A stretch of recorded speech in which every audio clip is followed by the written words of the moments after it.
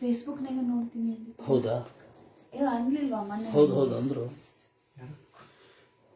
ಮಾತರ್ಮೇ ಮಾತರಿಶ್ವನ್ನ ಪಿತರತುಲ ಗುರೋ ಭ್ರಾತರಿಷ್ಟಾಪ್ತ ಬಂಧೋ ಸ್ವಾಮಿನ್ನ ಸರ್ವಾಂತರಾತ್ಮನ್ನ ಜರ ಜರಯಿತರ್ಜನ್ಮ ಮೃತ್ಯಾಮಯಾನಾಂ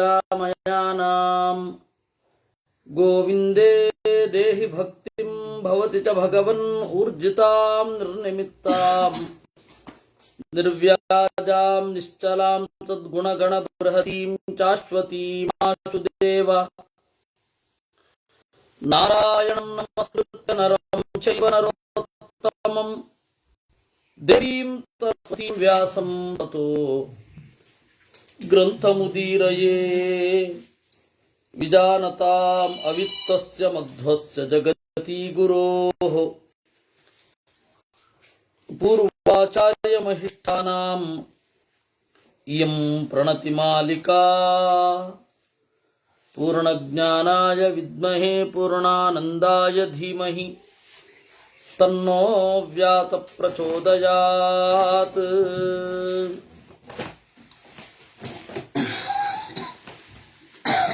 ಬಹಳ ದಿವಸಗಳ ನಂತರ ಮತ್ತೆ ಮಹಾಭಾರತಕ್ಕೆ ಸ್ವಾಗತ. 60 ಅಧ್ಯಾಯ ಆಗಿತ್ತು. 61ನೇ ಅಧ್ಯಾಯ ಒಂದು ಸ್ವಲ್ಪ ಆಗಿತ್ತು. ಆದರೂ ಕೂಡ 61ನೆಯ ಅಧ್ಯಾಯದ ಆರಂಭದಿಂದ ಬರ್ತೇನೆ. 61ನೆಯ ಅಧ್ಯಾಯದಲ್ಲಿ ಯುಧಿಷ್ಠಿರ ಕೇಳ್ತಾನೆ, ನೃಗನ ಕಥೆಯನ್ನ ಅಜ್ಜ ನೀವು ಹೇಳಿದ್ರಿ. ಯುಧಿಷ್ಠಿರ ಕೇಳೋದು, ಅಜ್ಜ ನೀವು ನೃಗನ ಕಥೆಯನ್ನ ಹೇಳಿದ್ರಿ, ಒಂದೇ ಒಂದು ಅಪರಾಧದಿಂದ ನೃಗ ಉಡದ ಜನ್ಮವನ್ನು ಪಡೆಯಬೇಕಾಯಿತು. ರಾಮಾವತಾರಕ್ಕಿಂತ ಹಿಂದೆ ಅವನು ಉಡ ಆಗಿದ್ದು. ಕೃಷ್ಣಾವತಾರದ ಕಾಲದಲ್ಲಿ ಅವನಿಗೆ ಬಿಡುಗಡೆ ಆಯಿತು. ಆ ದೀರ್ಘ ವರ್ಷಗಳ ಕಾಲ ನೃಗ ಉಡವಾಗಿ ಕೆಳಗಡೆ ಇದ್ದ, ದೊಡ್ಡ ಉಡವಾಗಿ. ಕೇಳಿ, ಒಂದೇ ಒಂದು ಸಣ್ಣ ಅಪರಾಧ, ಅವನೇನು ಬೇಕು ಅಂತ ಮಾಡಿದ್ದಲ್ಲ. ಒಬ್ಬ ಬ್ರಾಹ್ಮಣನಿಗೆ ಕೊಟ್ಟಿದ್ದ ಒಂದು ಗೋವು ಅಭ್ಯಾಸವಶಾತ್ ದಾರಿ ತಪ್ಪಿ ಮತ್ತೆ ಮೃಗನ ಅರಮನೆಗೆ ಬಂದ್ಬಿಡ್ತು. ಅದನ್ನ ಇನ್ನೊಬ್ಬ ಬ್ರಾಹ್ಮಣನಿಗೆ ಕೊಟ್ಬಿಟ್ಟ. ಗಲಾಟೆ ಆಯ್ತು. ಇವನ ಹತ್ರ ಬಂದ್ರು, ಶಾಪ ಕೊಟ್ರು. ಇದು ಆಗಿದ್ದು. ವಾಸ್ತವವಾಗಿ ಇದನ್ನ ರಾಮ ಕಂಡ ಕಾಣ್ಕೆ. ಒಬ್ಬ ರಾಜನಾದವನು ಪ್ರಜೆಗಳಿಗೆ ಬೇಗ ಅಪಾಯಿಂಟ್ಮೆಂಟ್ ಕೊಡಬೇಕು, ಕಾಯಿಸಬಾರದು. ಒಬ್ಬ ರಾಜ ಪ್ರಜೆಗಳಿಗೆ ಅಪಾಯಿಂಟ್ಮೆಂಟ್ ಕೊಡದೆ ಸತ್ತಾಯಿಸ್ತಾ ಇದ್ರೆ ನೋಡು ಹೀಗೆ ಶಾಪ ಬರುತ್ತೆ. ಅದೆಲ್ಲ ಕೇಳಿದೆ, ಎಲ್ಲ ಆಯ್ತು. ಆದ್ರೆ ಗೋಲೋಕದ ಬಗ್ಗೆ ನಾನು ಕೇಳಬೇಕು ಅಂತ ಬಯಸ್ತೇನೆ.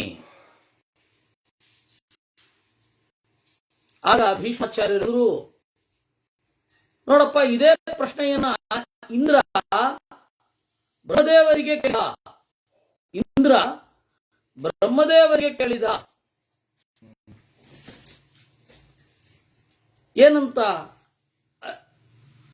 ಪಿತಾಮಹನೇ, ಗೋವುಗಳನ್ನ ಕೊಟ್ಟವರಿಗೆ ಸಿಗುವ ಲೋಕದ ಬಗ್ಗೆ ಹೇಳಿ ನನಗೆ.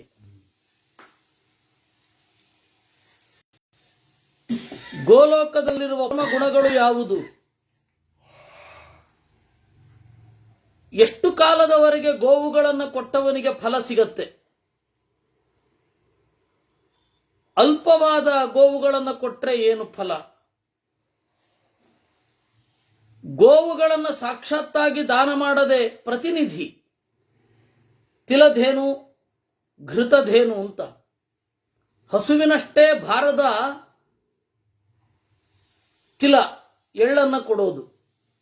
ಎಳ್ಳು ಎಣ್ಣೆಗಾಗಿ ಒಂದು ಹಸುವಿನಷ್ಟು ಭಾರದ ಎಳ್ಳನ್ನ ತಿಲಧೇನು ಅಂತ ಕರೀತಾರೆ.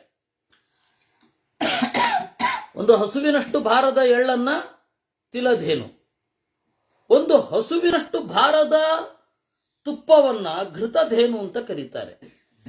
ಗೋವನ್ನ ನೇರವಾಗಿ ಕೊಡದೇ ಇರಬಹುದು, ಆದರೆ ಗೋ ಪ್ರತಿನಿಧಿಯನ್ನ ಕೊಡುವ ಮೂಲಕ ಗೋವಿನವನ್ನ ಹೊಂದುತ್ತಾರೆ. ಅಂದ್ರೆ ಗೋ ಕೊಟ್ಟರೆ ಏನು ಫಲ ಸಿಗಬೇಕೋ ಅದೇ ಫಲವನ್ನ ಕೊಡ್ತಾರೆ, ಪಡಿತಾರೆ. ಅದರ ಬಗ್ಗೆ ಹೇಳಿ ನಮಗೆ.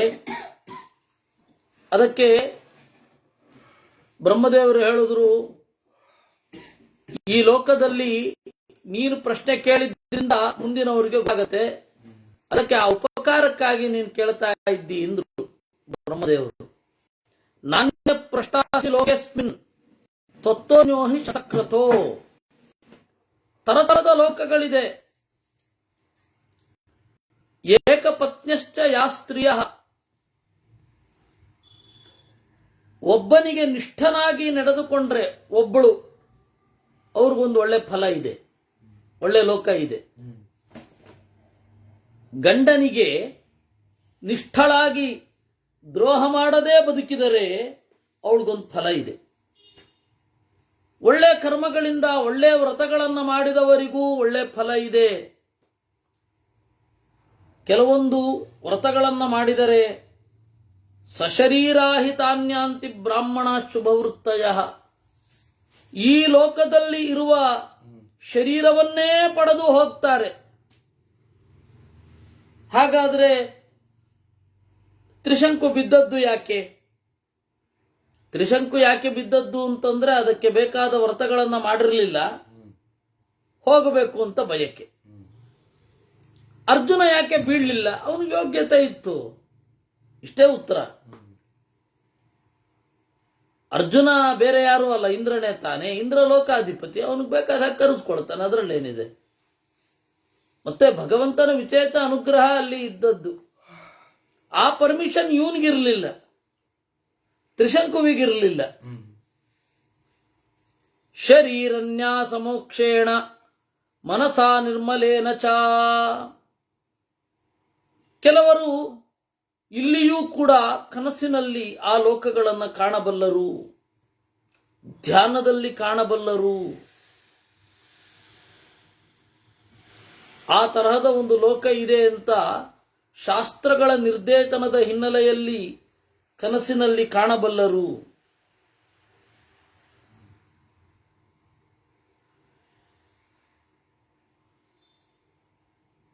ಇದೆಲ್ಲ ಒಬ್ಬ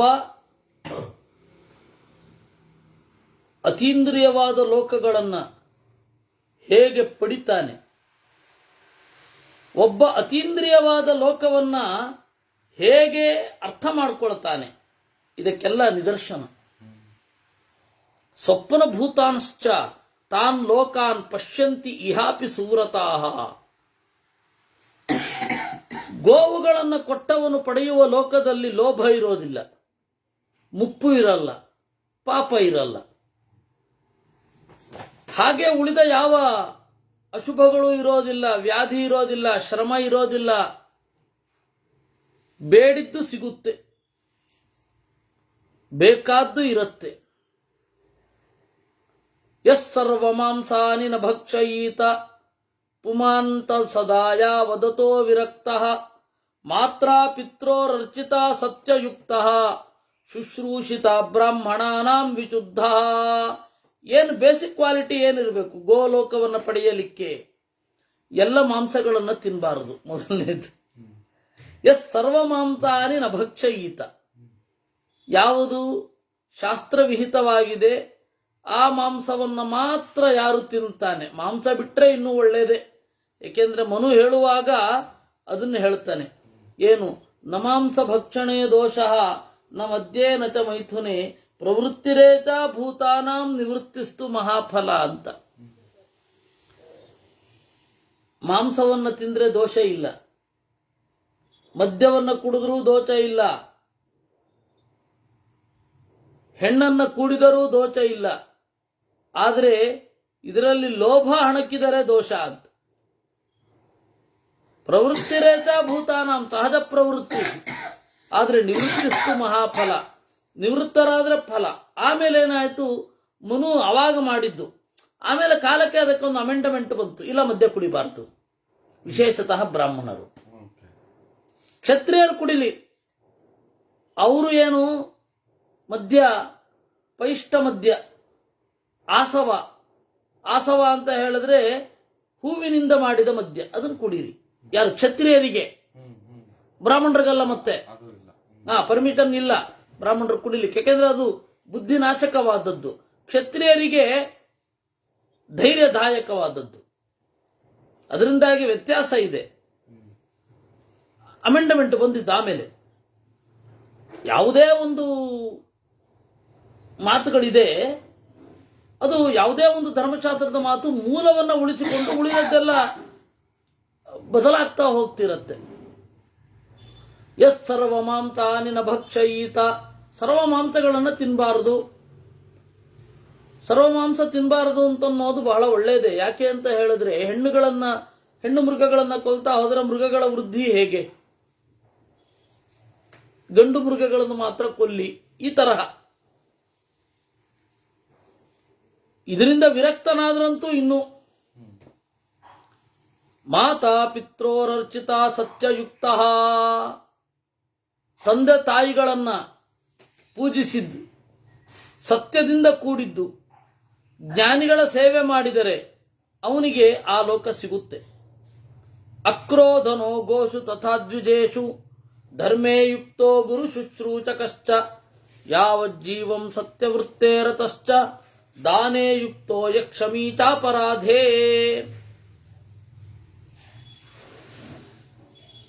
ಸತ್ಯದಲ್ಲಿ ತೊಡಗಿದವನು, ಗೋವುಗಳಲ್ಲಿ ಸಿಟ್ಟು ಮಾಡಿಕೊಳ್ಳದವನು, ಜ್ಞಾನಿಗಳಲ್ಲಿ ಸಿಟ್ಟು ಮಾಡಿಕೊಳ್ಳದವನು, ತಂದೆ ತಾಯಿಗಳನ್ನು ಸೇವಿಸುವವನು, ಧರ್ಮದಲ್ಲಿ ತೊಡಗಿದವನು, ದಾನದಲ್ಲಿ ತೊಡಗಿದವನು, ಬೇರೆಯವರ ಅಪರಾಧಕ್ಕೆ ಕ್ಷಮೆ ನೀಡುವವನು, ಯಕ್ಷಮೀ ಚಾಪರಾಧೇ, ಅವನಿಗೆ ಗೋಲೋಕ. ಮೃದುರ್ದಾಂತೋ ದೇವಪರಾಯಣಶ್ಚ, ಮೃದುವು ನಿಗ್ರಹಿಯು ದೇವಪರ. ಇದು ಯಕ್ಷಮೀ ಚಾಪರಾಧೆ ಬ್ರಾಹ್ಮಣರಿಗೆ ವೈಶ್ಯರಿಗೆ ಹೇಳ್ತಾ ಇರೋದು, ಕ್ಷತ್ರಿಯರಿಗಲ್ಲ. ಅದಕ್ಕೆ ಮಧ್ವಾಚಾರ್ಯರು ಸ್ಪೆಸಿಫೈ ಮಾಡಿದ್ರು, ಬ್ರಾಹ್ಮಣರಿಗೆ ಕ್ಷಮಾ ಬಾಹ್ಯೇಷು ಶತ್ರುಷು ಅಂತ. ಬ್ರಾಹ್ಮಣರಿಗೆ ಬಾಹ್ಯ ಶತ್ರುಗಳಲ್ಲಿ ಕ್ಷಮೆ ಇರಬೇಕು ಅಂತ, ಅಂತಃಶತ್ರುಗಳಲ್ಲಿ ಅಲ್ಲ, ಬಾಹ್ಯ ಶತ್ರುಗಳಲ್ಲಿ ಕ್ಷಮೆ. ಸರ್ವಾತಿಥಿ, ಎಲ್ಲರನ್ನ ಅತಿಥಿಯಾಗಿ ಸ್ವೀಕರಿಸಿದವ, ದಯಾವಂತ. ಈ ತರಹದ ಮನುಷ್ಯರು ಗೋಲೋಕವನ್ನು ಸೇರುತ್ತಾರೆ. ನಪಾರದಾರಿ ಪಶ್ಯತಿ ಲೋಕಮೇನಂ ನವೈ ಗುರುಜ್ಞೋ ನಮೃಷಾ ಪ್ರವಾದಿ. ಬೇಲಿ ಹಾರುವವನು ಈ ಲೋಕವನ್ನು ಸೇರಿ ನೋಡುವುದಿಲ್ಲ.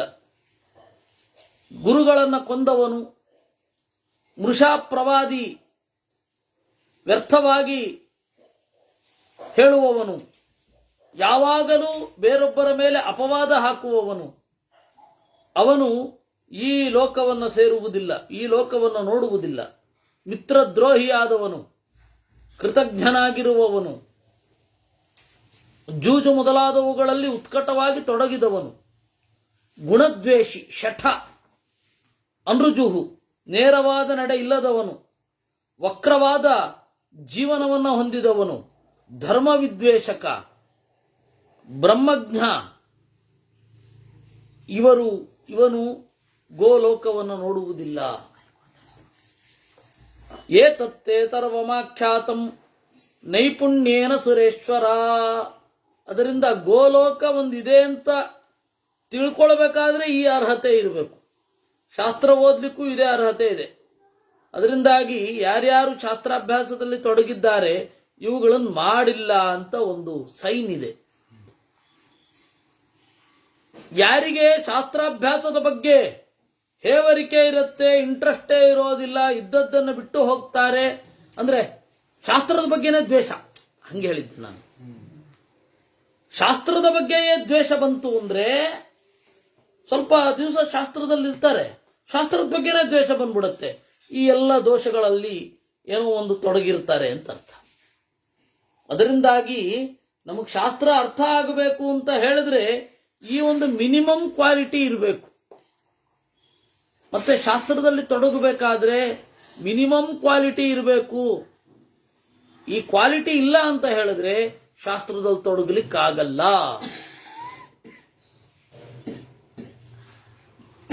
ಇನ್ನು ಗೋವನ್ನು ಕೊಟ್ಟವರಿಗೆ ಏನು ಫಲ?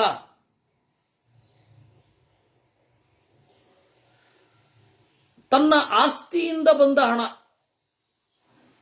ಅದರಿಂದ ಆ ಹಣದಿಂದ ಗೋವುಗಳನ್ನ ಕೊಂಡು ಕೊಟ್ಟವನಿಗೆ ಒಳ್ಳೆ ಲೋಕವನ್ನು ಪಡಿತಾನೆ. ಧರ್ಮಾರ್ಜಿತ ಧನ ಅಲ್ವಾ ಅದು? ಧರ್ಮದಿಂದ ಧನವನ್ನ ಪಡೆದಿದ್ದಾರೆ.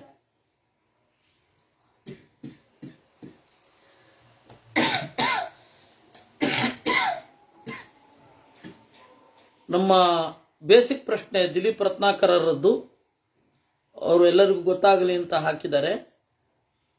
ಇಸ್ಕಾನ್ ಹೇಳುವ ಗೋಲೋಕ ವೃಂದಾವನ ಮತ್ತೆ ಇಲ್ಲಿ ಹೇಳುವ ಗೋಲೋಕಕ್ಕೆ ಸಂಬಂಧ ಇದೆಯಾ ಅಂತ. ಇಲ್ಲ, ಆ ಗೋಲೋಕ ಕಲ್ಪಿತ ಲೋಕ. ಈ ಗೋಲೋಕ ಯಾವ್ದು ಬೇಕಾದ್ರೆ ಆಗಬಹುದು. ಯಮನ ಸ್ಥಾನ ಆಗಬಹುದು, ದಿಕ್ಪಾಲಕರು ಏನಿದ್ದಾರೆ ಅವರೆಲ್ಲ ಇರುವ ಜಾಗವೂ ಆಗಬಹುದು. ಇದು ಗೋಲೋಕ ಅಂದ್ರೆ ಗೋವನ್ನ ದಾನ ಮಾಡಿದವರಿಗೆ ಸಿಗುವ ಲೋಕ, ಗೋವುಗಳೇ ಓಡಾಡ್ತಾ ಇರೋ ಜಾಗ ಅಂತಲ್ಲ. ಗೋಲೋಕ ಬೃಂದಾವನ ಅಂತ ಅದೇ ಅದೇ ಅದೇ ಗೊತ್ತಾಯ್ತು, ಅದೇಪ್ಪ ಗೊತ್ತಾಯ್ತು. ಅದಲ್ಲ, ಅವ್ರು ಹೇಳೋದು ಗೊತ್ತಾಯ್ತು. ಇಸ್ಕಾನ್ ಅದೇ ನಾ ಇಲ್ಲಿ ಸ್ಪೆಸಿಫೈ ಮಾಡಿದ್ದು ಗೋವನ್ನ ಕೊಟ್ಟವರಿಗೆ ಸಿಗುವ ಲೋಕ. ಅದು ಯಾವ್ದು ಬೇಕಾರಾಗಿರ್ಬೋದು. ದಿಕ್ಪಾಲಕರ ಲೋಕ, ಇಂದ್ರ, ಯಮ, ವರುಣ, ಕುಬೇರ, ಆಮೇಲೆ ಸೋಮ, ಚಂದ್ರ ಲೋಕ, ಇವರ ಲೋಕ ಆಗಿರಬಹುದು. ಆದ್ದರಿಂದಾಗಿ ಗೋಲೋಕ ಅಂತ ಹೇಳಿದ್ರೆ ಗೋವುಗಳಿರುವ ಲೋಕ ಅಂತಲ್ಲ, ಗೋವುಗಳನ್ನು ಕೊಟ್ಟವರಿಗೆ ಸಿಗುವ ಲೋಕ. ಇಲ್ಲಿ ಇನ್ನು ಧರ್ಮಾರ್ಜಿತ ಧನೈಹಿ, ಧರ್ಮದಿಂದ ಪಡೆದ ಹಣ, ಅದರಿಂದ ಆ ಹಣದಿಂದ ಗೋವನ್ನ ಖರೀದಿಸಿ ದಾನ ಮಾಡಿದವನಿಗೆ ಒಳ್ಳೆ ಲೋಕ. ಇನ್ನು ಯೋ ವೈ ದ್ಯೂತೆ ಧನಂ ಜಿತ್ವ, ಜೂಜಾಡಿ ಹಣ ಗೆದ್ದು ಆ ಹಣದಿಂದ ಗೋವನ್ನ ಖರೀದಿಸಿ ದಾನ ಮಾಡಿದವನಿಗೆ 10,000 ವರ್ಷಗಳ ಕಾಲ ಗೋಲೋಕದಲ್ಲಿರ್ತಾನವನು. ಅಲ್ಲ, ಅದರಲ್ಲಿ ವ್ಯತ್ಯಾಸ ಇರ್ಬೇಕಲ್ಲ. ಧರ್ಮಾರ್ಜಿತ ಧನ ಅನ್ನೋದು ಪ್ರಧಾನ ಅನ್ನೋದು ಬೇಕಲ್ವಾ. ದಾಯಾಧ್ಯಾಯಸ್ಯ ವೈಗಾವೋ ನ್ಯಾಯಾತ್ ಪೂರ್ವೈರುಪಾರ್ಜಿತಾ. ಇನ್ನು ಅವನು ಮನೆಯಲ್ಲೇ ಹಿಂದೆ ಗೋವು ಸಾಕಿರ್ತಾರೆ. ಆ ಗೋವಿನ ಕರುಗಳು ಇವನು ಚಿಕ್ಕವನಿದ್ದಾಗ ಗೋವು ಕರು ಹಾಕಿರುತ್ತೆ. ಇವನು ಬೆಳೆದು ದೊಡ್ಡವನಾದ್ಮೇಲೆ ಆ ಗೋವುಗಳನ್ನೇ ದಾನ ಮಾಡ್ತಾನೆ ಅಂದ್ರೆ ಅಕ್ಷಯ. ಯಾಕೆಂದ್ರೆ ಇವನ ಸೊತ್ತನ್ನ ದಾನ ಮಾಡ್ತಾ ಇದ್ದಾನೆ ಅಂತ. ಅದು ಧರ್ಮದಿಂದ ಬಂದ ಹಣ. ಆಯ್ತಾ? ಯೋ ವೈದ್ಯೂತೆ ಆಯ್ತಲ್ಲ. ಪ್ರತಿಗೃಹ್ಯ ಚ ಯೋ ದದ್ಯಾತ್ ಗಾಸ್ಸು ಶುದ್ಧೇನ ಚೇತತಾ. ಇನ್ನು ಒಂದು ದಾನ ಬಂದಿರುತ್ತೆ, ದಾನ ಬಂದದ್ದನ್ನು ದಾನ ಮಾಡುವ ಹಕ್ಕು ಇರುತ್ತೆ ಒಬ್ಬನಿಗೆ. ದಾನ ಬಂದದ್ದನ್ನ ಯಾರು ದಾನ ಮಾಡ್ತಾನೆ ಅವನಿಗೂ ಅಕ್ಷಯ ಲೋಕವೇ. ಯಾಕೆಂದ್ರೆ ಪೂರ್ತಿ ಅವಂದಾಯ್ತು, ಅವಂದಾದ್ಮೇಲೆ ಅದು ಧರ್ಮದಿಂದ ಲಬ್ಧವಾದದ್ದು ಸಿಗತ್ತೆ. ಜನ್ಮ ಪ್ರವೃತ್ತಿ ಸತ್ಯಂಚ ಯೋ ಬ್ರೂಯಾದ್ವಿಜಿತೇಂದ್ರಿಯ. ಜನ್ಮದಿಂದ ಶುರು ಮಾಡಿ ಗುರುಗಳ ದೇವತೆಗಳ ಸೇವೆ ಮಾಡುವವನು ಯಾರು ಕ್ಷಮಾಶೀಲ ಅವನು ತಸ್ಯ ಗೋದೈ ಸಮಾಗತಿ, ಅವನಿಗೂ ಕೂಡ ಈ ಗೋಲೋಕ ಪ್ರಾಪ್ತಿ ಆಗತ್ತೆ. ಗೋವನ್ನೇ ಕೊಡಬೇಕು ಅಂತ ಇಲ್ಲ, ಗುರುಗಳನ್ನ ಸೇವೆ ಮಾಡೋದು, ಜ್ಞಾನಿಗಳನ್ನ ಸೇವೆ ಮಾಡೋದು, ಶಾಸ್ತ್ರಾಭ್ಯಾಸ ಮಾಡಿದವರಿಗೂ ಗೋಲೋಕ ಸಿಗತ್ತೆ. ನ ಜಾತು ಬ್ರಾಹ್ಮಣ ವಾಚ್ಯ ಯದ ವಾಚ್ಯಂ ಮಿಷಚೀಪತೆ ಮನತಾ ಗೋಚು ನ ದೃಶ್ಯೇತ್ ಗೋವೃತ್ತೇರ್ಗೋನುಕಂಪಕ. ಇನ್ನು ಅವಾಚ್ಯವಾದದ್ದನ್ನ ಮಾತನಾಡಬಾರದು ಬ್ರಾಹ್ಮಣರಿಗೆ. ಮನತಾ ಗೋಚು ನದೃಶ್ಯೇತ್,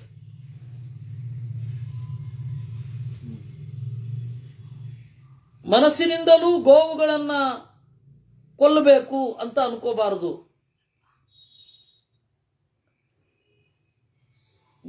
ಗೋವುಗಳಿಗೆ ಬೇಕಾದದ್ದನ್ನ ಸಾಧ್ಯವಿದ್ದಷ್ಟು ಕೊಡಬೇಕು. ಗೋನುಕಂಪಕ, ಗೋವು ಎಲ್ಲಾದ್ರೂ ಹಿಂಸೆಗೊಳಗಾದ್ರೆ ಅಯ್ಯೋ ಅಂತ ಹೇಳಿದ್ರೆ ಸಾಕು, ಗೋಲೋಕ ಸಿಗತ್ತೆ. ಗೋವನ್ನೇ ಕೊಡಬೇಕಾಗಿಲ್ಲ. ಸತ್ಯೇ ಧರ್ಮೇ ಚ ನಿರತಃ ತಸ್ಯ ಕರ್ಮ ಫಲಂ ಶೃಣು. ಸತ್ಯದಲ್ಲಿ ಧರ್ಮದಲ್ಲಿ ರತನಾದವನು ಯಾರಿದ್ದಾನೆ ಅವನಿಗೂ ಕೂಡ 1000 ಗೋವುಗಳನ್ನು ದಾನ ಮಾಡಿದ ಪುಣ್ಯ ಇದ್ದೇ ಇದೆ. ಕ್ಷತ್ರಿಯಸ್ಯಾಪಿ ಚ ಗುಣೈಃ ಅನ್ವಿತಸ್ಯ ಫಲಂ ತೃಣು. ಇದು ಬ್ರಾಹ್ಮಣರಿಗಾಯ್ತು. ಕ್ಷತ್ರಿಯರಿಗೂ ಕೂಡ ಗೋವುಗಳನ್ನು ಕೊಟ್ಟ ಫಲ ಇದ್ದೇ ಇದೆ. ಈ ಎಲ್ಲ ಗುಣಗಳಿದ್ರೆ ಏನು, ಬಾಹ್ಯ ಶತ್ರುಗಳಲ್ಲಿ ಕ್ಷಮೆ ಇರಬಾರದು ಕ್ಷತ್ರಿಯರಿಗೆ. ಅದೊಂದು ಕ್ವಾಲಿಟಿ. ಅವರಿಗೆ ಮತ್ತೆ ಬೇರೆ ತಪ್ಪು ಮಾಡಿದವರಿಗೆ ದಂಡವನ್ನ ಕೊಡುವಂತಹ ಅರ್ಹತೆ ಇರುತ್ತೆ. ಅವರಿಗೆ ತಪ್ಪು ಮಾಡಿದವರಿಗೆ ಶಿಕ್ಷೆ ಕೊಡುವಂತಹ ಅರ್ಹತೆ ಕ್ಷತ್ರಿಯರಿಗಿರುತ್ತೆ. ಆದ್ದರಿಂದಾಗಿ ಆ 2 ಗುಣ ಇಲ್ಲಿ ಇದ್ದು ಉಳಿದ ಎಲ್ಲವೂ ಕೂಡ ಅವರಿಗೆ ಸಮ. ಬ್ರಾಹ್ಮಣರ ತರಣೆ ಇದ್ರೆ ಅವ್ರಿಗೂ ಕೂಡ. ವೈಶ್ಯಸ್ಯೇತೆ ಯದಿ ಗುಣ ತಸ್ಯ 500 ಭವೇತ್. ಇನ್ನು ವೈಶ್ಯರಿಗೂ ಕೂಡ ಬೇರೆಯವರಿಗೆ ಶಿಕ್ಷೆ ಕೊಡುವ ಅರ್ಹತೆ ಇಲ್ಲ, ದೂರು ಕೊಡೋದು ಮಾತ್ರ. ಉಳಿದ ಎಲ್ಲ ಬ್ರಾಹ್ಮಣರ ಗುಣಗಳೇ. ಇದೇ ಗುಣಗಳು ಶೂದ್ರನಿಗಿದ್ರೆ ಅವನಿಗೂ ಕೂಡ ಫಲ ಸಿಗತ್ತೆ. ಅದರಿಂದಾಗಿ ಗುಣ ಮುಖ್ಯ ಅಷ್ಟೇ ಅಂತ ಇನ್ನೊಮ್ಮೆ ಹೇಳಿದ ಹಾಗಾಯ್ತು. ಅವರ ವೃತ್ತಿ ಬೇರೆ ಇರುತ್ತೆ. ಹೊರಗಡೆಯ ಬದುಕಿಗಾಗಿ ವೃತ್ತಿ ಬೇರೆ. ಈ ಗುಣಗಳೆಲ್ಲ ಕಾಮನ್, ಗುಣಗಳೆಲ್ಲರಿಗೂ ಇರಬೇಕಾದದ್ದು. ಅದು ಕ್ಷತ್ರಿಯರಿಗೆ 2 ಇಲ್ಲ. ಏನು, ಶಿಕ್ಷೆ ನೀಡುವ ಅರ್ಹತೆ, ಹೊರಗಡೆಯ ಶತ್ರುಗಳಲ್ಲಿ ಕ್ಷಮೆ ಇರಬಾರದು. ಆಯ್ತಾ? ಈ ರೀತಿ ಇಂದ್ರಿಯ ನಿಗ್ರಹವುಳ್ಳವನು, ದೇವತೆಗಳನ್ನು ಪೂಜಿಸುವವನು, ಪ್ರಶಾಂತನು, ದೇವಭಕ್ತನು, ತಂದೆ ತಾಯಿಗಳಿಗೆ ಸೇವೆ ಮಾಡಿದವನು, ವೇದಾಧ್ಯಯನ ಮಾಡಿದವನು, ಗೋವುಗಳಲ್ಲಿ ಭಕ್ತಿ ಇರುವವನು, ಗೋವುಗಳನ್ನು ನೋಡಿದರೆ ಗೌರವದಿಂದ ಕಾಣುವವನು, ಅವನಿಗೆ ಒಳ್ಳೆಯ ಲೋಕ ಸಿಗತ್ತೆ. ಬಹಳ ಗೋವುಗಳನ್ನು ಸಾಕಿದರೆ ರಾಜಸೂಯದ ಫಲ. ಗೋವಿಗೆ ಕುಡಿಸಿ, ಗೋವಿಗೆ ತಿನ್ನಿಸಿ ಆಮೇಲೆ ತಿನ್ನುವವನಿಗೂ ಕೂಡ ಇದೇ ಫಲ. ಅದರಿಂದಾಗಿ ಯಾರು ಗೋವು ತಿಂದು ಗೋವಿಗೆ ತಿನ್ನಿಸಿ ಆಮೇಲೆ ತಿಂತಾನೆ ಅವನಿಗೆ ವಾಜಪೇಯದ ಫಲ ಬರುತ್ತೆ. ವಾಜಪೇಯ ಅಂತ ಹೇಳಿ ಒಂದು ಯಾಗ, ಅದನ್ನ ಮಾಡಿದವರು ಯಾರು? ವಾಜಪೇಯಿಗಳು. ಗೊತ್ತಾಯ್ತಾ ವಾಜಪೇಯಿ ಯಾರು ಅಂತ? ವಾಜಪೇಯಿ ಅವ್ರ ಪೂರ್ವಜರು ಯಾರೋ ಒಬ್ರು ವಾಜಪೇಯ ಯಾಗ ಮಾಡಿದ್ರು, ಆಮೇಲೆ ಮಾಡದೇ ಇರೋರ್ಗೂ ಬಂದ್ಬಿಡ್ತು ವಾಜಪೇಯಿ ಅಂತ. ಸೋಮಯಾಜಿ ಇದ್ದ ಹಾಗೆ. ಈ ಹಿನ್ನೆಲೆಯಲ್ಲಿ ಈ ತರಹದ ಯಾಗ, ಯಶ್ಚಾತ್ಮ ವಿಕ್ರಯಂ ಕೃತ್ವ ಗಾಹ್ ಕ್ರೀತ್ವಾ ತಂ ಪ್ರಯಚ್ಛತಿ. ಕಡೆಗೆ ಗೋವನ್ನು ಕೊಡಬೇಕು. ಅವನ ಹತ್ರ ದುಡ್ಡಿಲ್ಲ, ಏನ್ ಮಾಡ್ತಾನೆ? ನಾನು ನಿಮ್ಮ ಮನೆಯಲ್ಲಿ 1 ವರ್ಷ ಕೆಲಸ ಮಾಡ್ತೇನೆ, ಈಗ ನನಗೆ ಗೋವನ್ನು ಕೊಡಿ ಅಂತ ಅಗ್ರಿಮೆಂಟ್ಗೆ ತನ್ನನ್ನೇ ಸೈನ್ ಮಾಡಿಸಿಕೊಂಡು, ತನ್ನನ್ನೇ ಒತ್ತೆಯಾಗಿಟ್ಟುಕೊಂಡು ಗೋವನ್ನು ಖರೀದಿಸಿ ಕೊಟ್ಟು 1 ವರ್ಷ ದುಡಿತಾನೆ ಅವ್ರ ಮನೆಯಲ್ಲಿ. ಇಲ್ವೇ 1 ವರ್ಷ ದುಡಿದು ಗೋವನ್ನು ಪಡೆದು ಯಾರು ದಾನ ಮಾಡಿರ್ತಾನೆ ಅವನಿಗೂ ಕೂಡ ಗೋಲೋಕ. ಯಾವ ತರಹದ ಲೋಕ ಇವನಿಗೆ? ರೋಮ್ನಿ ರೋಮ್ನಿ ಮಹಾಭಾಗಾ ಲೋಕಾಶ್ಚಾಸ್ಯಾಕ್ಷಯ ಸ್ಮೃತಾ. ಒಂದು ಗೋವಿನಲ್ಲಿ ಎಷ್ಟು ರೋಮ ಇರಬೇಕೋ ಅಷ್ಟು ಲೋಕ, ಅಷ್ಟು ವರ್ಷ ಲೋಕ ಅವನಿಗೆ. ಸಂಗ್ರಾಮದಲ್ಲಿ ಗೆದ್ದು ಯಾರು ಗೋವುಗಳನ್ನು ಕೊಡ್ತಾನೆ ಅವನಿಗೂ ಕೂಡ. ಶಾಶ್ವತವಾದ ಗೋಲೋಕ. ಗೋವು ಇಲ್ಲ, ತಿಲಧೇನುವನ್ನು ಕೊಟ್ಟವನಿಗೂ ಕೂಡ ಒಳ್ಳೆಯ ಫಲ. ಹೀಗೆ ದಾನ ಕೇವಲ ದಾನ ಅಲ್ಲ, ಪಾತ್ರರಿಗೆ ಕೊಡಬೇಕು, ಕಾಲವನ್ನು ನೋಡಬೇಕು. ಸ್ವಾಧ್ಯಾಯಾಢ್ಯಂ ಶುದ್ಧ ಯೋನಿಂ ಪ್ರಶಾಂತಂ, ಸ್ವಾಧ್ಯಾಯದಿಂದ ಕೂಡಿರಬೇಕು. ಯಾರು ಕೊಡ್ತಿರೋ ಅವನು, ಅದು ಜವಾಬ್ದಾರಿ ಇದೆ. ಸುಮ್ಮನೆ ಯಾರಿಗೋ ಸಿಕ್ಕವ್ರಿಗೆಲ್ಲ ಕೊಡೋದಲ್ಲ. ಸ್ವಾಧ್ಯಾಯಾಢ್ಯಂ ಶುದ್ಧ ಯೋನಿಂ, ಯಾರು ಒಳ್ಳೆ ವಂಶದಲ್ಲಿ ಇರ್ತಾರೆ, ಯಾರು ಪ್ರಶಾಂತರಾಗಿರ್ತಾರೆ, ವೈತಾನಜ್ಞಂ ಯಜ್ಞವನ್ನ ಬಲ್ಲವರಾಗಿರ್ತಾರೆ, ಪಾಪಭೀರುಗಳಾಗಿರ್ತಾರೆ, ಕೃತಜ್ಞರಾಗಿರ್ತಾರೆ, ಇಟ್ಟುಕೊಂಡ್ರೆ ಗೋವನ್ನು ಚೆನ್ನಾಗಿ ನೋಡ್ಕೊಳ್ತಾರೆ, ಗೋವಿಗೆ ಯಾರು ಹೊಡೆಯೋಲ್ಲ ಅಂತ ಖಾತ್ರಿ ಇರುತ್ತೆ, ಅಂಥವ್ರಿಗೆ ಕೊಡಬೇಕು. ಗೋವನ್ನು ಹೊಡೆಯುವವರಿಗೆ ಕೊಟ್ಬಿಟ್ರೆ ವೃತ್ತಿಗ್ಲಾನಂ ತಾದೃಶಂ ಪಾತ್ರ ಮಾಹು, ಇನ್ನು ವೃತ್ತಿ ಇರಲ್ಲ ಅವನಿಗೆ ಗೋವನ್ನು ಕೊಡಬೇಕು. ಅವಾಗಿನ ಕಾಲದಲ್ಲಿ ಗೋವೇ ಬದುಕು. ಅಂತಹವನಿಗೆ ಕೊಡಬೇಕು. ಹೋಮಧೇನುವಿಗಾಗಿ ಹೋಮದ ಕಾರಣಕ್ಕಾಗಿ ಕೊಟ್ರಂತೆ ಇನ್ನೂ ಉತ್ತಮ. ಗುರುವೃದ್ಧಿಗಾಗಿ, ಮನೆಯಲ್ಲಿ ಮಕ್ಕಳಿರ್ತಾರೆ, ಆ ಮಕ್ಕಳಿಗಾಗಿ ಹಾಲು ಕುಡಿಲಿ ಮಕ್ಕಳು ಅಂತ ಹೇಳಿ ಇದು ಹಸು ಕೊಡೋದು. ಅಂತರ್ಜಾತ ಶುಕ್ರ ಯಜ್ಞಾನ ಲಬ್ಧಾ ಪ್ರಾಣಕ್ರೀತ ಸೋದಕ ಸೋದ್ವಹಾಶ್ಚ ಕೃಚ್ಛ್ರೋತ್ಸೃಷ್ಟ ಪೋಚನಾಭ್ಯಾಗತಾಶ್ಚ ದ್ವಾರೈರೇತೈರ್ಗೋವಿಚೇಚ ಪ್ರಶಸ್ತಾಃ. ಅಂತರ್ಜಾತಾಃ, ಗೋವು ಹೋಗ್ತಾ ಇರಬೇಕಾದ್ರೆ ಮಧ್ಯದಲ್ಲಿ, ಅಂದ್ರೆ ಗೋವನ್ನು ತಗೊಂಡು ಒಂದ್ ಕಡೆಯಿಂದ ಇನ್ನೊಂದು ಕಡೆಗೆ ಹೋಗ್ತಾ ಇರ್ತಾನೆ, ಅವಾಗ ಗೋವು ಹೆತ್ತು ಬಿಡತ್ತೆ. ಅಂತಹ ಸಂದರ್ಭದಲ್ಲಿ ಪ್ರಾಣಕ್ರೀತಾಹ, ಅದು ನಾವು ಹೇಳಿದ್ದೇವೆ, ನಾನು ಕೆಲಸ ಮಾಡ್ತೇನೆ ದುಡ್ಡು ಕೊಡಿ, ಇದನ್ನು ಪ್ರಾಣಕ್ರೀತ ಅಂತ ಕರೀತಾರೆ.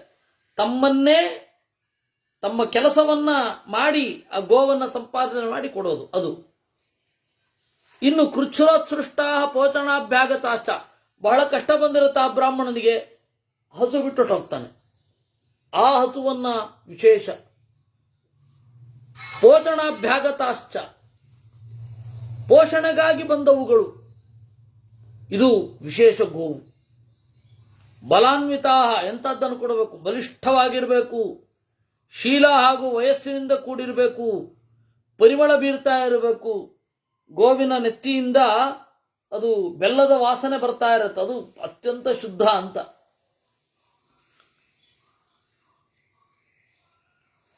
ಈ ರೀತಿ ಕಪಿಲೆ ಗೋವು, ಅದು ನದಿಗಳಲ್ಲಿ ಗಂಗೆ ಹೇಗೆ ಶ್ರೇಷ್ಠವೋ ಹಾಗೆ ಕಪಿಲೆ ಗೋವು ಶ್ರೇಷ್ಠ. ಅವುಗಳನ್ನು ಕೊಡಬೇಕು. ಇನ್ನು ಗೋವ್ರತ ಅಂತ ಒಂದುಂಟು. ಗೋವು ಹೋದಲ್ಲಿ ಹೋಗೋದು, ಗೋವು ನಿಂತಲ್ಲಿ ನಿಲ್ಲೋದು, ಗೋವು ಉಂಡಾದ ಮೇಲೆ ಉಣ್ಣೋದು, ಇದು ಒಂದು ವ್ರತ ಉಂಟು. ಗೋವ್ರತಾದಿ ವ್ರತೈರ್ಯುಕ್ತ ಅಂತ ಧರ್ಮರಾಜ ಕೂಡ ಆ ಗೋವ್ರತವನ್ನ ಮಾಡಿದ್ದ ಅಂತ. ಇದು ತಥಾ ನಡ್ವಾಹಂ ಬ್ರಾಹ್ಮಣ ಯಾತಯುಗ್ಮಂ ದತ್ವಾ ಯುವಾನಂ ಬಲಿನಂ ವಿನೀತಂ ಕುಲಸ್ಯ ಕರ್ತಾರಮನಂತ ವೀರ್ಯಂ ಪ್ರಾಪ್ನೋತಿ ಲೋಕಾಂಧಚದೇನುಧಸ್ಯ. ಇನ್ನು ಬಲಿಷ್ಠವಾದ ಎತ್ತು ಮತ್ತೆ ಗೋವು ಎರಡನ್ನು ಜೋಡಿಯನ್ನಾಗಿ ಯಾರು ಕೊಡ್ತಾನೆ ಅವನು ಅಕ್ಷಯವಾದ ಲೋಕವನ್ನು ಪಡಿತಾನೆ. ಕಾಂತಾರಾತ್ ಬ್ರಾಹ್ಮಣಾನ್ ಗಾಶ್ಚ, ಕಾಂತಾರಾತ್ ದಟ್ಟವಾದ ಅಡವಿಯಿಂದ ಕ್ರೂರ ಮೃಗಗಳಿಂದ ಬ್ರಾಹ್ಮಣರನ್ನ ಗೋವುಗಳನ್ನ ಕಾಪಾಡಿದವನು. ಏನು ಅಶ್ವಮೇಧ ಯಾಗದ ಫಲ ಅವನಿಗೆ. ಮೃತ್ಯುಕಾಲದಲ್ಲಿ ಅವನಿಗೆ ದೇವರ ಸ್ಮರಣೆ. ಬಹಳ ಲೋಕಗಳೆಲ್ಲ ಬರ್ತವೆ. ತೃಣಗೋಮಯ ಪರ್ಣಾಶಿ ವಿಸ್ಮಿತೋ ನಿಯತಶುಚಿಹಿ. ಇದು ಯಾವ ಫಲ ಬರುತ್ತೆ ಅಂತಂದ್ರೆ ಕೇವಲ ಹುಲ್ಲನ್ನು ತಿಂದುಕೊಂಡು ಬದುಕುವವನು. ಪರ್ಣಾಶಿ, ಎಲೆಯನ್ನು ತಿಂದುಕೊಂಡು ಬದುಕುವ ಅಂಥರದವರೆಲ್ಲ ಇದ್ರು ಒಂದು ಕಾಲದಲ್ಲಿ. ನಾವಿನ್ನೇನು ಮಾಡಲ್ಲ, ಹುಲ್ಲು ತಿನ್ಕೊಂಡು ಬದುಕ್ತೀವಿ. ಇನ್ನು ಎಲೆಯನ್ನು ತಿಂದುಕೊಂಡು ಬದುಕೊಂಡು ತಪಸ್ ಮಾಡ್ತೀವಿ ಅಂತ ಆ ತರಹದವರೆಲ್ಲ ಇದ್ರು ಋಷಿಗಳು. ಆ ಫಲಕ್ಕೆ ಸದೃಶವಾದ ಫಲವನ್ನ ಇವನು ಪಡಿತಾನೆ, ಗೋವನ್ನ ಮೃತ್ಯುಮುಖದಿಂದ ರಕ್ಷಣೆ ಮಾಡಿದರೆ. ಆಯ್ತಾ? ಅದಕ್ಕೆ ಇಂದ್ರ ಹೇಳದ, ಇದೆಲ್ಲ ನೀವು ಹೇಳಿದ್ರಿ ಕರೆಕ್ಟು, ಗೋವನ್ನು ಕೊಟ್ಟವರಿಗೆ, ಆದರೆ ಗೋವುಗಳನ್ನು ಕದ್ದವನಿಗೆ, ಗೋವುಗಳನ್ನು ಹಿಂಸೆ ಮಾಡಿದವನಿಗೆ ಏನ್ ಫಲ ಬರುತ್ತೆ ಹೇಳಿ? ಅದು ಒಂದಿದೆಯಲ್ಲ, ಭಕ್ತಾರ್ಥಂ ವಿಕ್ರಯಾರ್ಥಂ ವಾ ಏಪಹಾರಂ ಹಿ ಕುರ್ವತೆ ದಾನಾರ್ಥಂ ಬ್ರಾಹ್ಮಣಾರ್ಥಂ ವಾ ತದೇವಂ ಶ್ರೂಯತಾಂ ಫಲಂ. ಊಟಕ್ಕಾಗಿ, ಮಾರ್ಲಿಕ್ಕಾಗಿ ಯಾರು ಅಪಹಾರ ಮಾಡ್ತಾರೆ, ದಾನಕ್ಕಾಗಿ ಯಾರು ಅಪಹಾರ ಮಾಡ್ತಾರೆ ಅವ್ರ ಬಗ್ಗೆನೂ ಹೇಳುತ್ತಾನೆ. ದಾನಕ್ಕಾಗಿ ಅಪಹಾರ ಮಾಡಿದವರಿಗೆ ಅತ್ಯಂತ ಅಲ್ಪ ಫಲ, ಇಲ್ಲೇನೋ ಒಳ್ಳೆ ಫಲ ಸಿಗತ್ತೆ. ಅಪಹಾರ ಮಾಡೋದು ತಪ್ಪೆ, ಅದಕ್ಕಾಗಿ ಅವ್ರಿಗೆ ಆ ಲೋಕದಲ್ಲಿ ಒಳ್ಳೆ ಫಲ ಇಲ್ಲ, ಈ ಲೋಕದಲ್ಲಿ ಒಳ್ಳೆ ಫಲ ಅಷ್ಟೆ. ಯಾರು ಘಾತಕ ಖಾದಕೋವಾಪಿ, ಕೇವಲ ಕೊಲ್ಲುವವ, ಕೇವಲ ತಿನ್ನುವುದಕ್ಕೆ ಕದ್ದವ, ಯಾವಂತಿ ತಸ್ಯ ರೋಮಾಣಿ ತಾವದ್ ವರ್ಷಾಣಿ ಮಜ್ಜತಿ, ಆ ಗೋವಿನ ಎಷ್ಟು ಕೂದಲುಗಳಿದೆ ಅಷ್ಟು ವರ್ಷಗಳ ಕಾಲ ನರಕ ಆಗತ್ತ ಅವನಿಗೆ. ಖಾದಕ ಘಾತಕಶ್ಚ ಯೇ ದೋಷಾಯಾದೃಶಾಶ್ಚೈವ ದ್ವಿಜಯಜ್ಞೋಪಘಾತಕೆ ವಿಕ್ರಯೇ ಚಾಪಹಾರೇ ಚ ತೇ ದೋಷಾ ವೈ ಸ್ಮೃತಾಗವಾಂ. ಜ್ಞಾನಿಗಳನ್ನು ಕೊಂದವನಿಗೆ, ಯಜ್ಞವನ್ನು ಹಾಳು ಮಾಡುವವನಿಗೆ ಏನು ದೋಷ ಬರುತ್ತೋ ಆ ದೋಷ ಗೋವುಗಳನ್ನು ಕದ್ದವನಿಗೆ ಬರುತ್ತೆ. ಇನ್ನು ಒಬ್ಬ ಅಪಹಾರ ಮಾಡಿಬಿಟ್ಟು ಗೋವನ್ನ ಇನ್ನೊಬ್ಬನು ಕೊಡ್ತಾನೆ ಅಂತ ಇಟ್ಕೊಳ್ಳಿ, ಅವನಿಗೆ ಅದೇ ಹೇಳಿದ್ದಲ್ಲ, ಇಲ್ಲಿ ಈ ಲೋಕದಲ್ಲಿ ಒಂದಿಷ್ಟು ಸುಖ ಆಗತ್ತೆ. ಅಪಹೃತ್ಯತು ಯೋಗಾಂ ವೈ ಬ್ರಾಹ್ಮಣಾಯ ಪ್ರಯಚ್ಛತಿ. ಅಪಹಾರ ಮಾಡಿ ಇನ್ನೊಬ್ಬನು ಕೊಟ್ಟರು ನರಕವೇ. ಸುವರ್ಣಂ ದಕ್ಷಿಣಾಮಾಹು ಗೋಪ್ರದಾನೇ ಮಹಾದ್ಯುತೆ. ಈ ರೀತಿ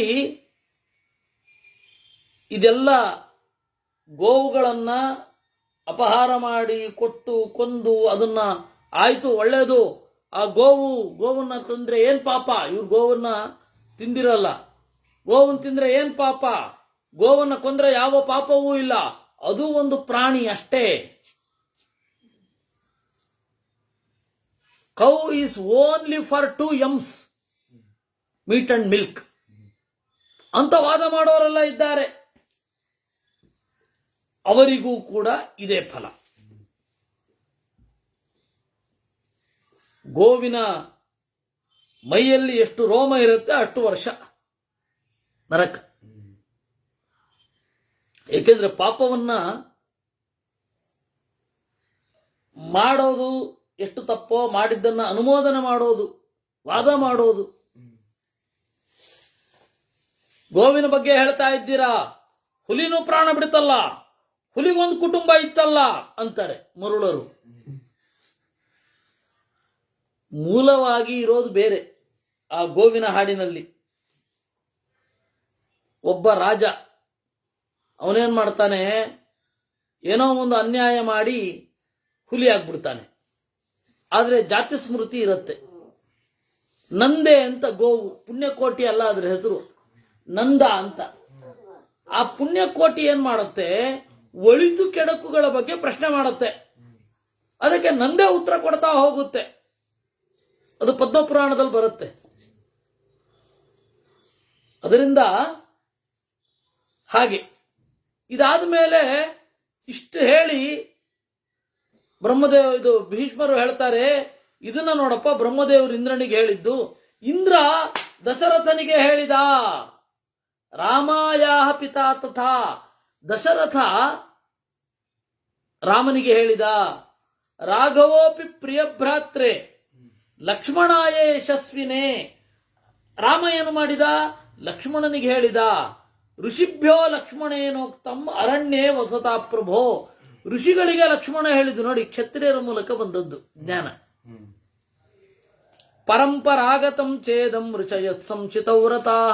ಇದು ಪರಂಪರೆ. ಇದನ್ನ ನನ್ನ ಉಪಾಧ್ಯಾಯ ನನಗೆ ಹೇಳಿದ್ರು. ಭೀಷ್ಮಾಚಾರ್ಯ ಹೇಳೋದು. ಯಾರೋ ಒಬ್ರು ಮೊನ್ನೆ ಒಂದು ಸ್ವಾರಸ್ಯವಾದ ವಿಚಾರ ಹೇಳ್ತಾ ಇದ್ರು.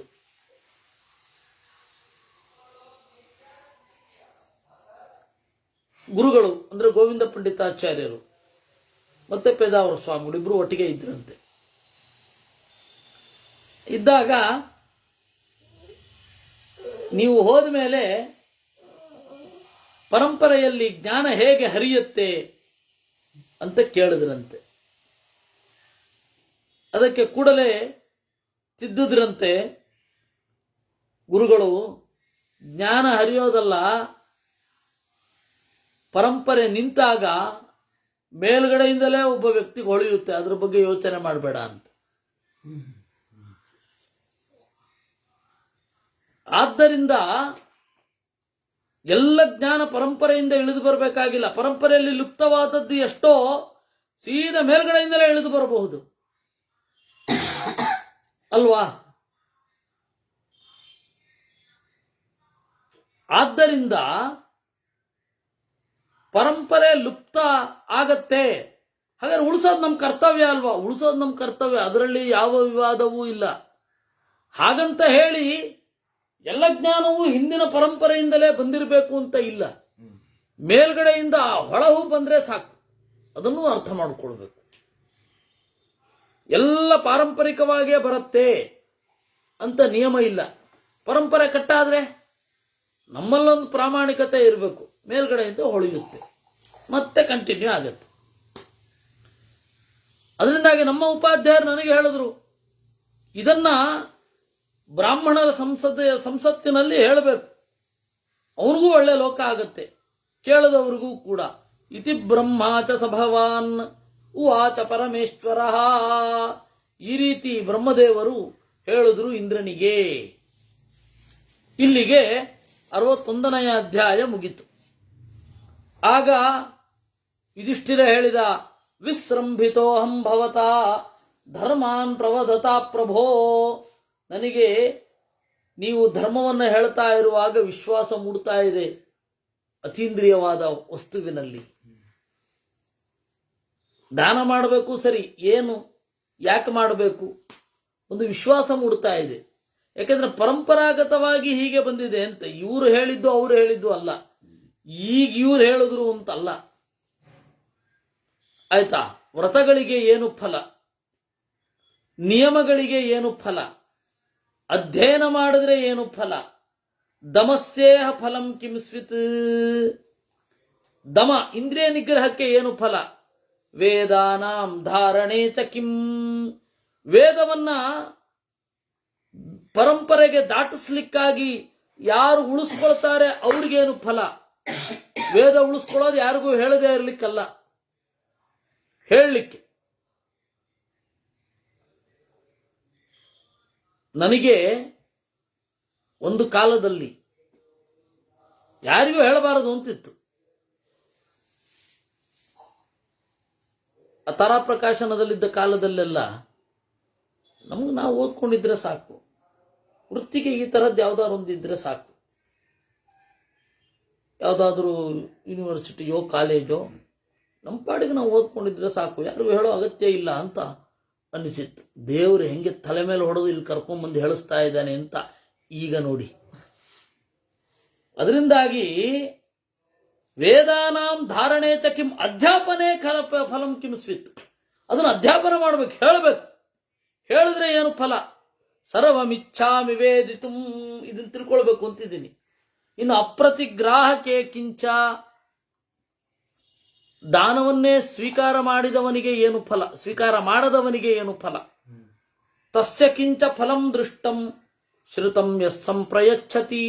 ಇನ್ನು ಶಾಸ್ತ್ರವನ್ನ ಹೇಳಿದವನಿಗೆ ಏನು ಫಲ, ಕೇಳಿದ್ದನ್ನ, ತಿಳಿದುಕೊಂಡದ್ದನ್ನ, ಅನುಭವಿಸಿದ್ದನ್ನ ಹೇಳುವವನಿಗೆ ಏನು ಫಲ.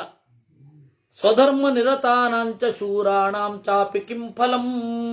ಸ್ವಧರ್ಮ ನಿರತರಾದ ಶೂರರಿಗೆ ಏನು ಫಲ, ಸತ್ಯ ಹೇಳಿದ್ರೆ ಏನು ಫಲ, ಬ್ರಹ್ಮಚರ್ಯದಿಂದ ಏನು ಫಲ, ತಂದೆಯನ್ನು ಸೇವಿಸಿದರೆ ಏನು ಫಲ, ತಾಯಿಗೆ ಸೇವೆ ಮಾಡಿದ್ರೆ ಏನು ಫಲ, ಆಚಾರ್ಯರಿಗೆ ಗುರುಗಳಿಗೆ ಶುಶ್ರೂಷೆ ಮಾಡಿದ್ರೆ, ದಯೆ ತೋರಿದರೆ, ಅನುಕಂಪೆ ತೋರಿದ್ರೆ ಬೇರೊಬ್ಬರಿಗೆ ಏನು ಫಲ. ಏ ತತ್ಸರ್ವಮಚೇಚೇಣ ಪಿತಾಮಹ ಯಥಾ ತಥಂ. ಹೇಳಿದ್ದಕ್ಕೆ ಏನು ಸ್ವೀಕಾರ ಮಾಡದವನಿಗೆ ಏನು ಫಲ. ಅದನ್ನ ಎಲ್ಲವನ್ನ ನೀನು ಹೇಳಬೇಕು. ವೇತ್ತುಮಿಚ್ಛಾಮಿ ಧರ್ಮಾತ್ಮನ್. ಆಗ ಭೀಷ್ಮಾಚಾರ್ಯರು ಹೇಳಿದ್ರು,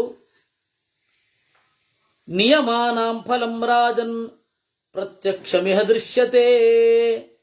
ಶಾಸ್ತ್ರದ ನಿಯಮಗಳನ್ನ, ಅದರ ಮೂಲವನ್ನ ತಿಳಿದು, ಏಕೆಂದರೆ ಧರ್ಮಸ್ಯ ತತ್ವಂ ನಿಹಿತಂ ಗುಹಾಯಾಮಲ್ವೇ.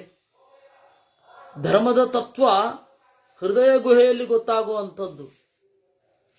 ಆ ನಿಯಮಗಳನ್ನ ಯಾರು, ಸೆಲ್ಫ್ ಡಿಸಿಪ್ಲಿನ್ ಅಂತ ಅರ್ಥ. ನಿಯಮ ಅಂದ್ರೆ ಸೆಲ್ಫ್ ಡಿಸಿಪ್ಲಿನ್. ಸೆಲ್ಫ್ ಡಿಸಿಪ್ಲಿನ್ ಅಂದ್ರೇನು? ಬೇರೊಬ್ಬರಿಗೆ ಅನ್ಯಾಯ ಮಾಡದೇ ಇರೋದು, ಹಣವನ್ನು ಹೊಡೆಯದೇ ಇರುವುದು ಇತ್ಯಾದಿಗಳೆಲ್ಲ. ಇದು ನನಗೆ,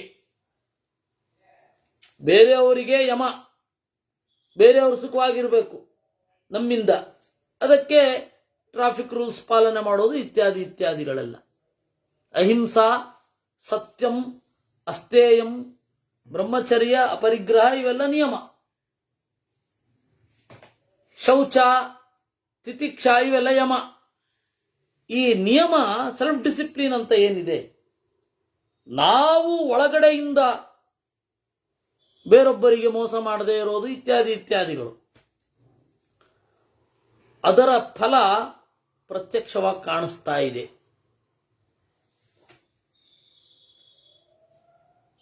ಮೋಸ ಮಾಡಿ ಅವರು ನೋಡಿ ಉದ್ಧಾರ ಆದ್ರು, ನಾವು ಆಗಿದ್ದಿದ್ರೆ ಚೆನ್ನಾಗಿರ್ತಿತ್ತು ಅಂತ ಅಭಿಪ್ರಾಯ ಪಡೋದ? ನಾವು ಏನ್ ಮಾಡ್ತಿದೀವಿ ಗೊತ್ತಾ ತಪ್ಪು? ನೋಡಿ, ನಾವು ಒಳ್ಳೆಯವರಾಗಿದ್ವಿ, ಹೀಗ ಕಷ್ಟಪಡ್ತಾ ಇದ್ದೀವಿ, ನಾವು ಒಳ್ಳೆಯವರಾಗಿದ್ವಿ, ಹೀಗ ಕಷ್ಟಪಡ್ತಾ ಇದ್ದೀವಿ. ಅದು ಮೊದಲು ಬಿಡಿ. ಒಳ್ಳೆಯವರಾಗಿದ್ದೀವಿ ಅದರಿಂದ ಕಷ್ಟ ಅಲ್ಲ, ಒಳ್ಳೆಯವರಾಗಿರ್ಬೇಕಷ್ಟೇ. ಅದು ಕಷ್ಟ ಬಂದ್ರು ಸುಖ ಬಂದ್ರು ಒಳ್ಳೆಯವರಾಗಿರ್ಬೇಕು. ನಾವು ಒಳ್ಳೆಯವರಾಗಿದ್ದಕ್ಕೆ ಹೀಗಾಯ್ತು ಅಂದ್ರೆ ಕೆಟ್ಟವರಾಗಲಿಕ್ಕೆ ನೀವು ಬಯಸ್ತಾ ಇದ್ದೀರಾ? ನಾವು ಕೆಟ್ಟವರಾದ್ರೆ ನೀವು ಮುಂದೆ ಬೈಬೇಡಿ ಅಂತ ಎದುರುಗಡೆ ಅವ್ರಿಗೆ ಹೇಳ್ತಾ ಇದ್ರೆ ಏನ್ ಅಭಿಪ್ರಾಯ ನಿಮ್ಮದು? ಹೀಗಾಗಿ ಕೆಟ್ಟತನವನ್ನ ಮಾಡಿದ್ರೆ ನಾವೆಂತಹ ಒಳ್ಳೆಯವರಾಗಿರ್ತೀವಿ, ಎಂತಹ ಸುಖವಾಗಿರ್ತಿದ್ವಿ ಗೊತ್ತಾ ಅಂತ ಬೇರೊಬ್ಬರು ಮುಂದೆ ಹೇಳಲಿಕ್ಕೆ ಹೋಗ್ಬೇಡಿ. ಯಾಕೆ ಹೇಳಬೇಕು? ನೀವು ಒಳ್ಳೆಯವರಾಗಿರೋದು ದುಃಖ ಅನುಭವಿಸ್ಲಿಕ್ಕೆ ಅಂತ ನೀವು ಅನ್ಕೊಳ್ಳೇಬಾರದು. ನಮ್ಮ ದುಃಖಕ್ಕೆ ಒಳ್ಳೆತನದ ಸಬೂಬನ್ನು ಕೊಡಬಾರದು. ಹೀಗಿದೀವಷ್ಟೆ, ಹೀಗಿರ್ಬೇಕು, ಹೀಗಿದೀವಿ. ದುಃಖ ಬಂದಿದೆ, ದೇವರು ಕೊಟ್ಟರು, ಅದಷ್ಟೇ. ಅದರಲ್ಲಿ ಏನ್ ತಲೆಬಿಸಿ? ದುಃಖವನ್ನ ದುಃಖ ಅಂತ ಅನ್ಕೊಳ್ಳದೆ ಇರೋ ಶಕ್ತಿ ಕೊಡ್ಬೇಕಷ್ಟೇ ದೇವರು. ಹೀಗೆಲ್ಲ ಇದೆ. ಅದರಿಂದಾಗಿ ನಿಯಮಗಳ ಫಲ ಇಲ್ಲಿ ಕಾಣುತ್ತೆ. ನಿಯಮಗಳ ಮತ್ತೆ ಯಜ್ಞಗಳ ಫಲವನ್ನು ನೀನೀಗಾಗಲೇ ಪಡೆದಿದ್ದಿ. ಧರ್ಮರಾಜನಿಗೆ ಹೇಳ್ತಾ ಇರೋದು, ನಿಯಮಾನಾಂ ಕ್ರತೂನಾಂಚ ತ್ವಯಾವಾಪ್ತಮಿದಂ ಮಹತ್. ಯಾಕೆ ಅಂದ್ರೆ ಎಂಥದೇ ಒಳ್ಳೆಯವನು ಆಗಿ ಒಳ್ಳೆ ಯಾಗವನ್ನ ಮಾಡಿ ಏನ್ ಬಂತು? ನಿನಗೆ ಬರಲಿಲ್ವಾ? ಕೃಷ್ಣನ ಸಾಮೀಪ್ಯ ಸಿಗಲಿಲ್ವಾ? ಎಲ್ಲ ಜ್ಞಾನಿಗಳು ನೀನು ಕಾಡಿಗೆ ಹೋದಾಗ ನಿನ್ ಜೊತೆಗೆ ಬಂದ್ರು. ಧರ್ಮರಾಜ ಏನು ಹೇಳಿದ ಗೊತ್ತಾ ಅವಾಗ?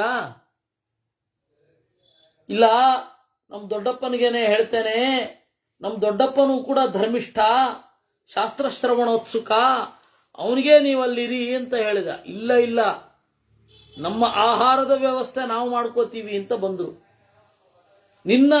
ನೀನು ಆಹಾರ ಕೊಡಬೇಕು ಅಂತ ನಾವಿನ್ನು ಬಯತೋಲ್ಲ. ಅವಾಗ ಅಕ್ಷಯ ಪಾತ್ರೆ ಬಂದಿದ್ದು.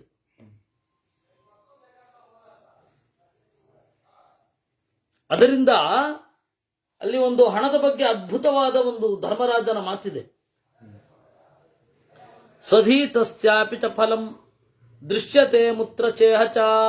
ಇನ್ನು ಅಧ್ಯಯನ ಮಾಡಿದ್ದು ಕೂಡ ಇಲ್ಲಿಯೂ ಅಲ್ಲಿಯೂ ಫಲವನ್ನು ಕೊಡತ್ತೆ. ಅಧ್ಯಯನ ಅನ್ನೋದು ಮಾಡಬೇಕು. ಇಹಲೋಕೆ ಅರ್ಥವಾನ್ ನಿತ್ಯಂ ಬ್ರಹ್ಮಲೋಕೆ ಚ ಮೋದತೆ. ಈ ವಿದ್ಯೆ ಅನ್ನುವ ಹಣ ಇದೆಯಲ್ಲ, ಅದು ಭೌತಿಕವಾದ ಹಣವನ್ನು ಜನರೇಟ್ ಮಾಡುತ್ತೆ, ಆ ಲೋಕದ ಸುಖ ಎನ್ನುವ ಹಣವನ್ನು ಜನರೇಟ್ ಮಾಡುತ್ತೆ. ಅದರಿಂದ ಸ್ವಾಧ್ಯಯನವೂ ಇರಬೇಕು. ದಮಶ್ಚ ಫಲಂ ರಾಜನ್ ಶೃಣುತ್ವಂ ವಿಸ್ತರೇಣ ಮೇ. ಇನ್ನು ಇಂದ್ರಿಯ ನಿಗ್ರಹ. ಇಂದ್ರಿಯ ನಿಗ್ರಹ ಅಂತನ್ನೋದೇನಿದೆ, ನಿಮ್ಮನ್ನ ನೀವು ಕಂಟ್ರೋಲ್ ಮಾಡ್ಕೊಳ್ಳೋದು. ಅದನ್ನು ಒಂದು ಸ್ವಲ್ಪ ವಿಸ್ತಾರವಾಗಿ ಹೇಳ್ತೇನೆ ಅಂತ. ದಾಂತ ಸರ್ವತ್ರ ಭಾರತ. ಇಂದ್ರಿಯ ನಿಗ್ರಹ ಮಾಡಿದವರಿಗೆ ಫಲಗಳು ಹುಡ್ಕೊಂಡು ಬರ್ತವೆ, ಸುಖಗಳು ಹುಡ್ಕೊಂಡು ಬರ್ತವೆ. ಇಂದ್ರಿಯ ನಿಗ್ರಹ ಮಾಡಿದವರಿಗೆ ಅತ್ಯಂತ ಮಿನಿಮಮ್ ಸಾಕು ಅಂತಂದವರಿಗೆ ಸುಖ ಹುಡುಕಿಕೊಂಡು ಬರುತ್ತೆ. ಇದನ್ನ ನಾರ್ಲಾ ಯಾವ ರೀತಿ ತಮಾಷೆ ಮಾಡಿದೆ ಗೊತ್ತಾ? ನಾರ್ಲಾ ಅಂತ ಹೇಳಿ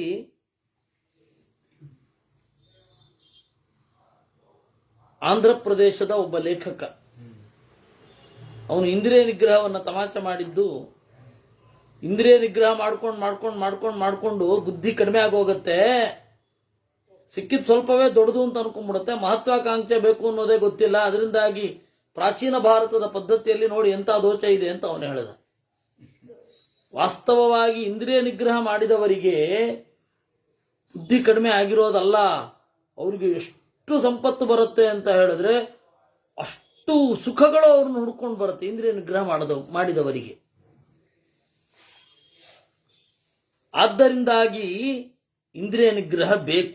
ಅದು ಬೇಕಾಷ್ಟು ಜನ ಅನುಭವಿಸಿರ್ತಾರೆ, ಇಂದ್ರಿಯ ನಿಗ್ರಹ ಮಾಡಿದ್ರೆ ಏನು ಫಲ ಅಂತ.